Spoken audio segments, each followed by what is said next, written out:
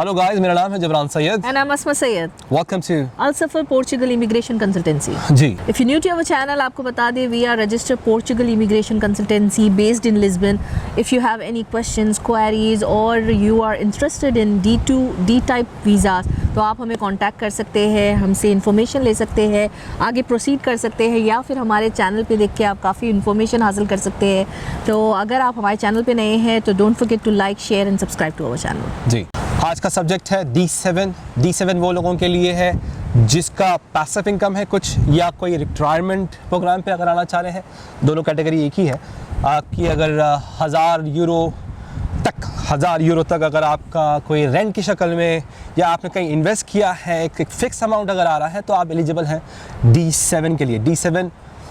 D7 बहुत ही अच्छा visa है। प्रोसेस बहुत ज़्यादा इजी है उसमें ना ही कोई ट्रेड लाइसेंस की ज़रूरत है, ना ही कोई कॉर्पोरेट अकाउंट की ज़रूरत है। तो आज डिस्कस करते हैं तफसील से D7 के बारे में। So let's start the video without any further ado.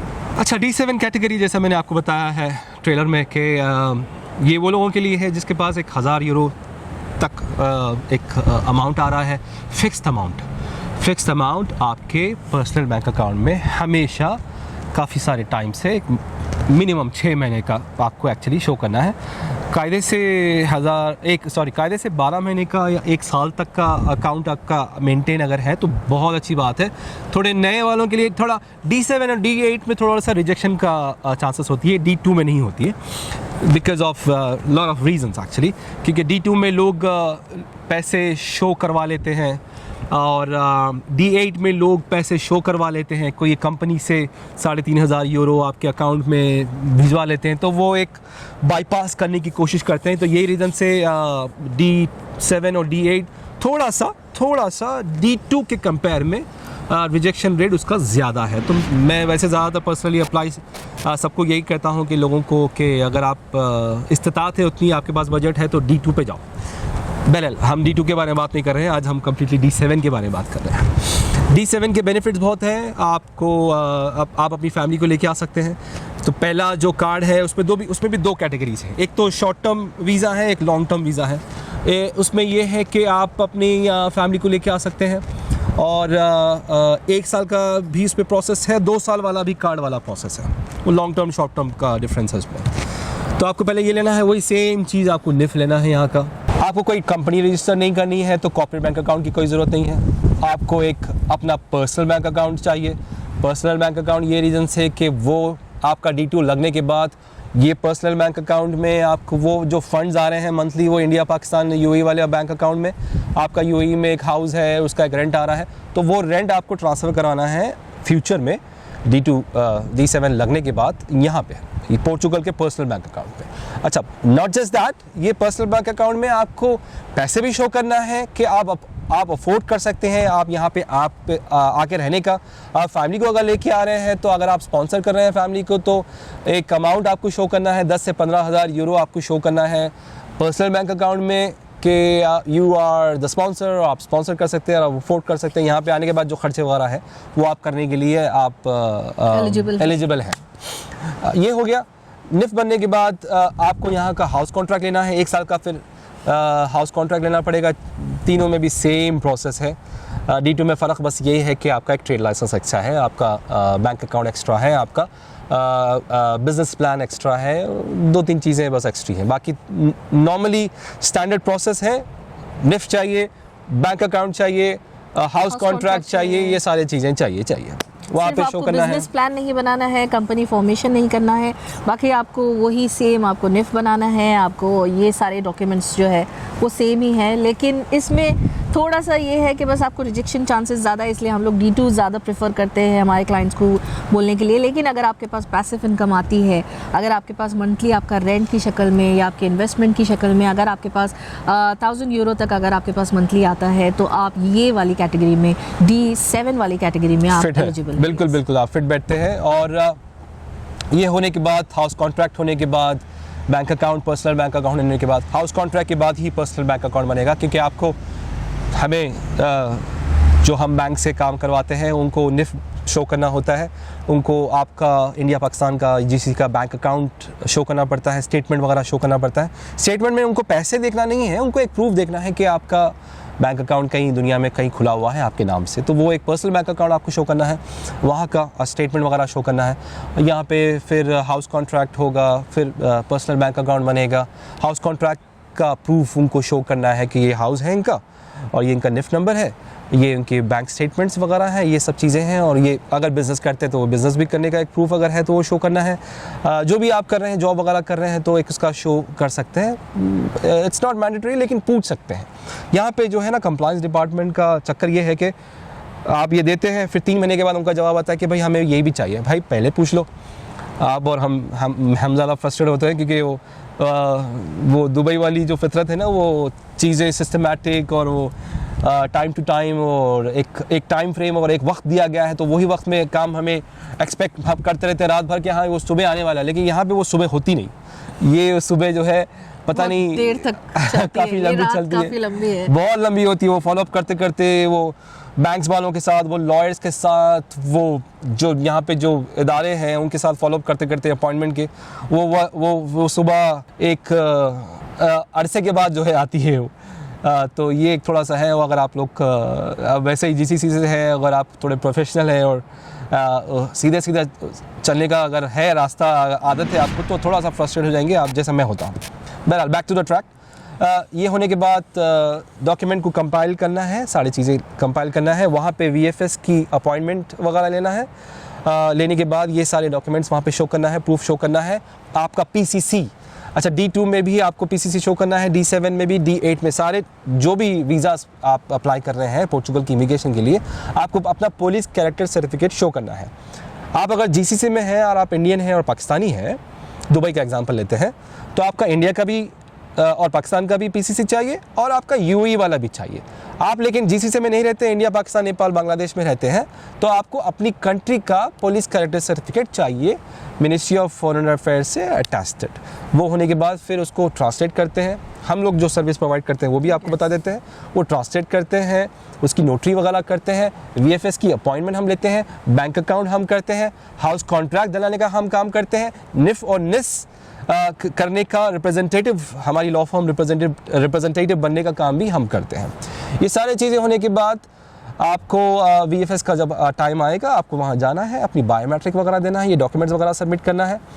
ये पूरी एक फ़ाइल होती है, वो फॉर्म वगैरह फिलअप करने का भी काम हम करते हैं, सारी चीज़ें हम करते हैं। आपको सिर्फ ये करना है कि वो जो पेमेंट है, जो वीज़ा फ़ीस है, D2 हो, D7 हो, D8 हो, वो वीज़ा फ़ीस आपको पे करनी है, खुद ही आपको पे करनी है। अच्छा, ये तीनों चीज़ों में भी आपको इंश्योरेंस चाहिए, तो वो इंश्योरेंस का काम भी हम करते हैं।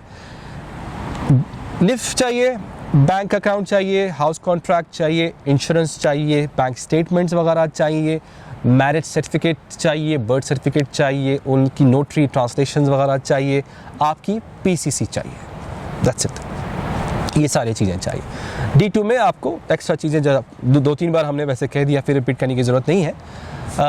ये सब सारी चीज़ें चाहिए D7 के लिए। तो ये प्रोसेस है, टाइम लगता है सिर्फ एक ही चीज़ के लिए, VFS अपॉइंटमेंट के लिए और बैंक अकाउंट के लिए। ये 2 चीज़ों के लिए टाइम लगता है। 1 साल आप दिमाग में पकड़ के चलिए, D2 हो, D7 हो, D8 हो, 1 साल प्लस। हो सकता है जल्दी भी हो जाए इंशाअल्लाह ताला, लेकिन 1 साल तो दिमाग में आप रखिए। कई सारे लोग हमें फ़ोन करके ये कह रहे हैं कि अरे टीम अल-सफ़र या जिब्रान भाई या हमदान, हमने सुना है कि 6 महीने में हो जाता है, 7 महीने में हो जाता है। नहीं, 4-5-5-6 महीने में ये D टाइप का जितना भी वीज़ा कैटेगरीज़ है नहीं होता है, उसके लिए टाइम लगता है। और अगर आपको कोई कह रहा है कि हो जाता है, तो वो सिर्फ़ और सिर्फ आपका कॉन्ट्रैक्ट साइन कराने के लिए और उससे पैसे लेके आपको फिर फंसा देने की बात हो रही है, लेकिन इतनी जल्दी काम नहीं। अपॉइंटमेंट्स ऐसे हमेशा खुले नहीं रहते। अपॉइंटमेंट्स खुलते हैं, फिर 6 महीने में बंद हो जाते, 6 महीने के लिए बंद हो जाते हैं, फिर खुलते हैं, फिर 3 महीने के लिए बंद हो जाते हैं। तो ऐसे टाइम लगता है, खुलते हैं, बंद होते हैं। तो आपको कॉन्स्टेंटली उसके ऊपर नज़र रखना होता है, कब अपॉइंटमेंट्स खुल रहे हैं, कब आपको लेना है। तो हम हमेशा, हमारी तो इस पर ही नज़र होती है। D कैटेगरीज़ की काफ़ी सारे वीज़ाज़ जो D2 के लिए अपॉइंटमेंट्स लेनी होती है, D7 के लिए या D8 के लिए, D6 भी है तो उसके लिए भी हम अपॉइंटमेंट्स लेते हैं। तो हमारी तो इसके ऊपर हमेशा नज़र होती है, तो हमें पता है कि ये इतना आसान नहीं है कि एवरीडे अपॉइंटमेंट्स आपको मिल जाएंगे, खुलते हैं बंद होते हैं फिर खुलते हैं, कभी इसके कभी उसके, तो ये इतना आसान नहीं है। कोई अगर बिल्कुल। आपको बोलता है कि 3 महीने में, 6 महीने में, 4 महीने में आपका काम हो जाएगा, तो ये बहुत फेक प्रॉमिस है, ये बहुत आपको एक झूठी आस दिलाने के बराबर गलत है। information क्योंकि जब आप इंतज़ार आपका जब से ही स्टार्ट कर देते तो फिर आपको एक एक दिन भारी लगने लगता है। तो अपने दिमाग में एक टाइम फ्रेम बनाकर चलिए, 1 साल 1.5 साल का आप एक टाइम लगा के चलिए, तो फिर आपको बहुत आसानी होगी, वरना आप एवरी डे डेस्परेट हो जाएंगे, फिर हमें भी बार बार पूछेंगे, फिर फॉलोअप्स करेंगे, जो कि मुमकिन नहीं है। अगर हमारे बस में होता तो हम तो बिल्कुल, हमारा तो काम ही है काम करना है और जल्द से जल्द ख़त्म करना है। एक कस्टमर का काम हो जाए तो फिर हम दूसरे पे फोकस करें। हमारी अगर कोशिश हो, अगर हमारे हाथ में हो, तो हम तो चाहेंगे कि सबका काम 6 महीने में हो जाए, लेकिन ये आगे वालों से है, नहीं उससे और जल्दी हो जाए, और जल्दी हो जाए। या क्योंकि दूसरी चीज़ हमारे से अगर आप सर्विस ले रहे हैं तो अगर आप इंडिविजुअल है तो हम यूजुअली 2 इंस्टॉलमेंट्स लेते हैं।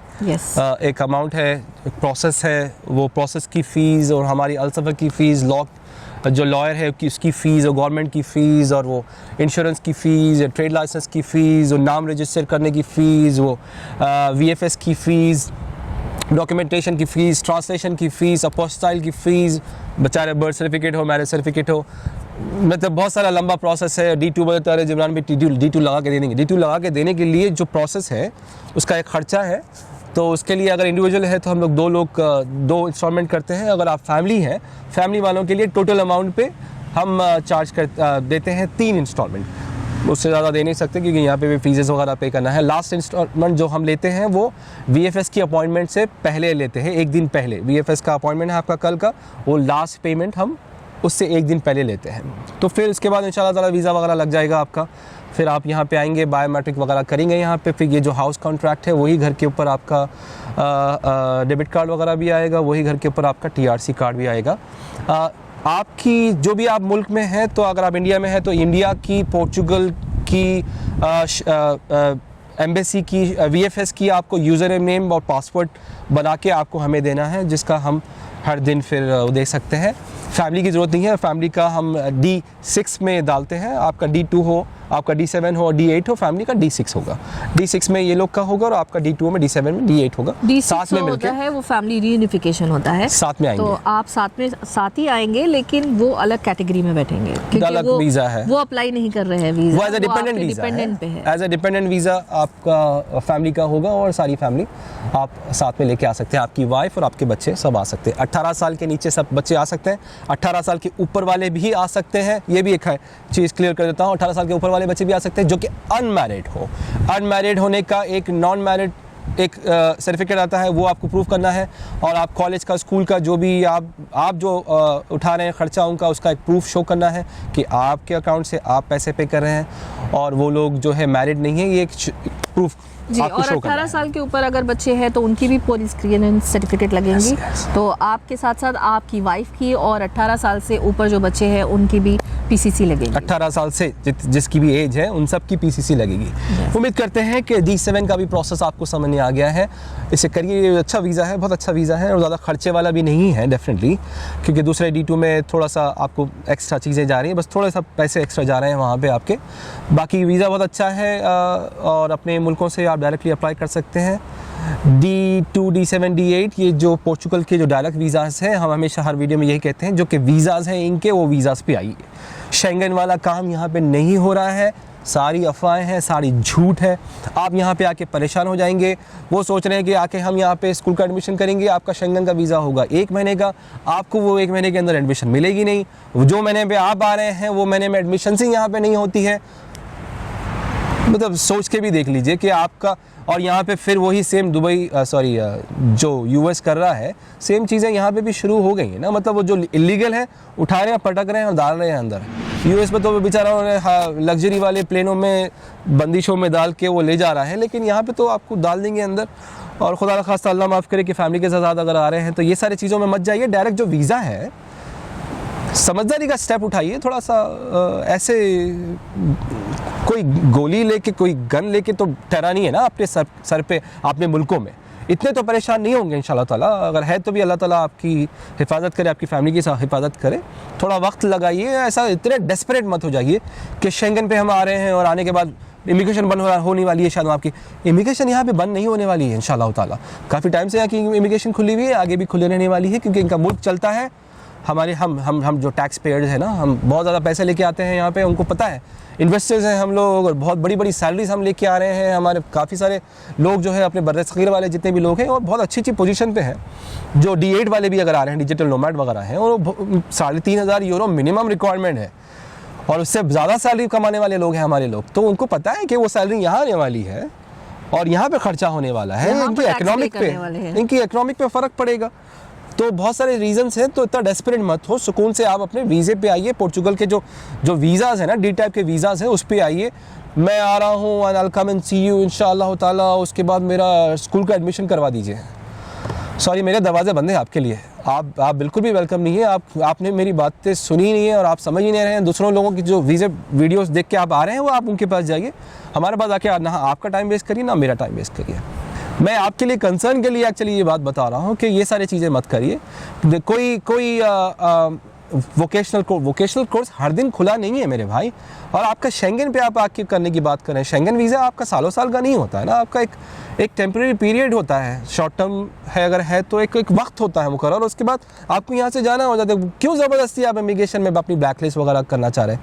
ये सब मत करिए, वीज़े पे आइए। उम्मीद करता हूँ कि वीडियो पसंद आई है और मेरी बातें समझ नहीं आई हैं, तो इससे लाइक करें, शेयर करें, सब्सक्राइब करें, और ये वीडियो को उन तक पहुँचने दीजिए जो कि पोर्चुगल की इमिग्रेशन लेना चाह रहे हैं और पोर्चुगल आना चाह रहे हैं। मेरा नाम है जिब्रान सैयद।